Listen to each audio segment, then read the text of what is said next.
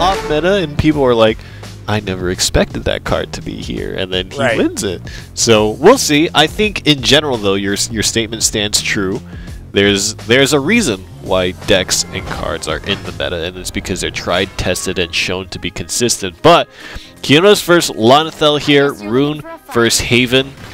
Let's see what happens here. And he's going to be using Snow Daria. And how does this matchup play out against Haven? Well, myself and Exo, know very well that Neutral Rune has a very overwhelming advantage. I mean, Neutral Haven, sorry, has an overwhelming advantage in this matchup. You know, Neutral period is just really strong, and like Kionys' hand is not very good.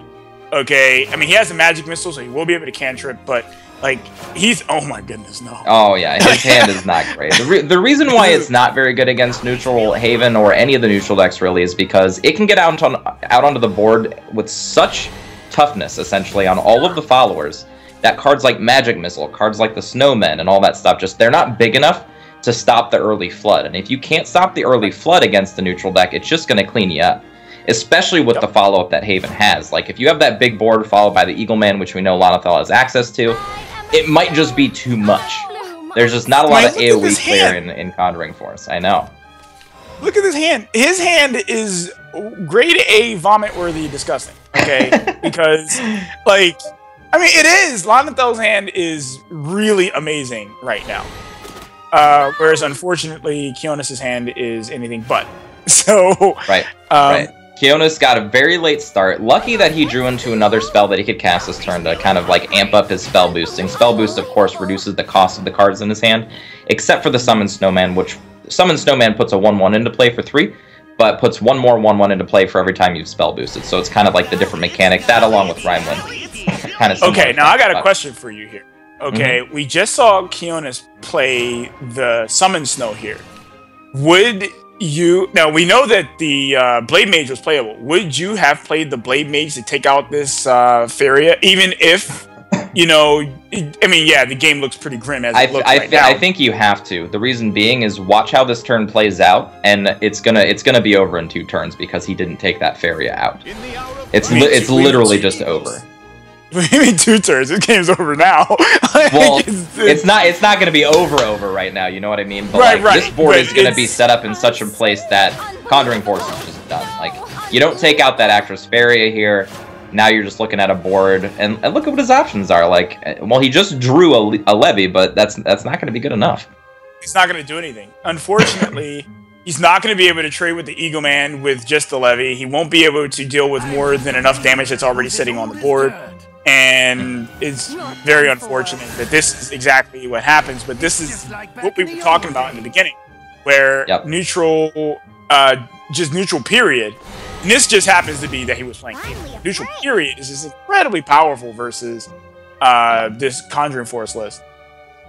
And not taking advantage of the fact that Faria was played before the evolution turn to be able to snipe it out. Basically just said, hey, I'm going to take a bunch of extra free damage, and all of my toughness is going to get pumped so my snowmen can't clear anything out anymore. So really just needed to recognize what that Faria was doing in play, didn't, and it's going to cost him this game.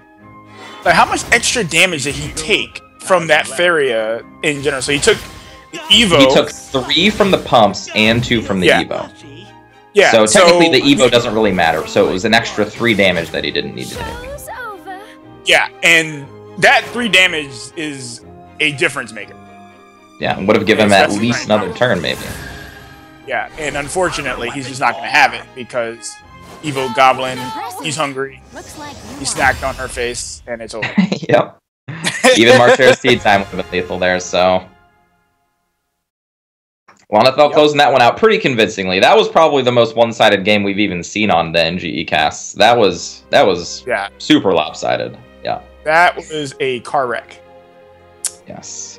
Like with 10 cars piled on top of his face. Because that's exactly what just happened.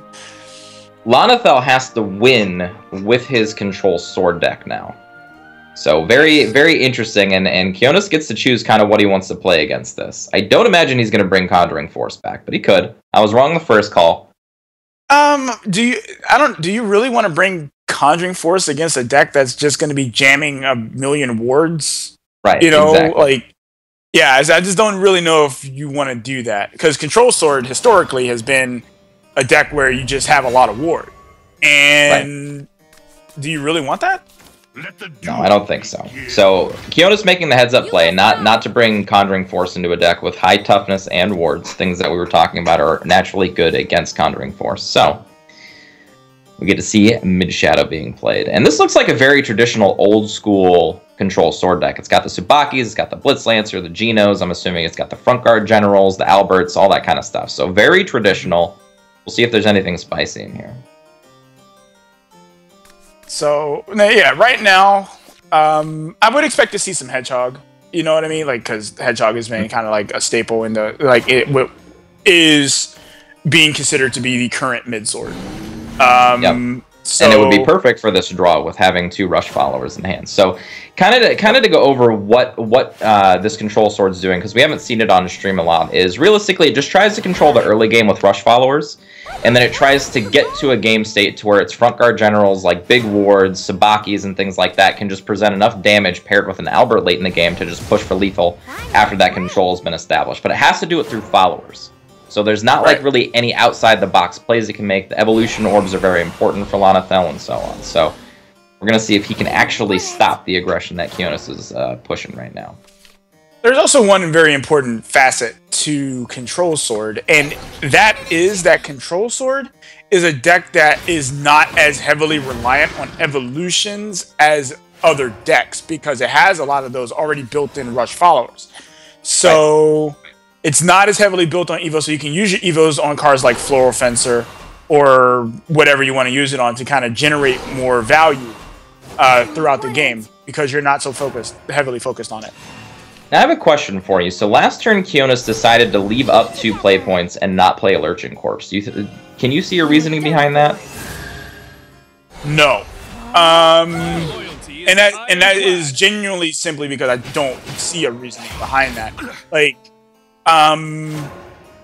maybe he was thinking, well, it's Control Sword, so maybe he'll jam a ward and I'll be able to run into it with the Lurching Corpse, like on an Evo turn. I don't know.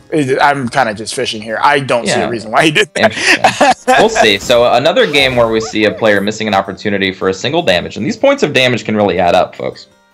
Even 1 damage can mean the difference between winning and losing a game. So as we see it, Kionys has missed out on 1 damage, so we'll see if that comes into play. Well, I think against Control Sword, that missing out on any damage is not as detrimental, or actually it's more detrimental, sorry. Because the deck doesn't run healing.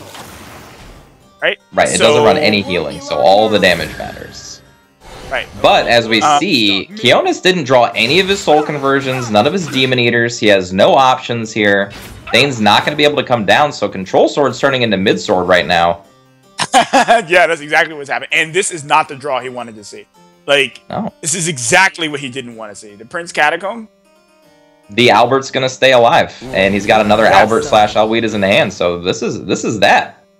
Yeah. This is the first time I've actually seen Mid-Shadow brick this hard. This might be the worst Mid-Shadow draw I've seen.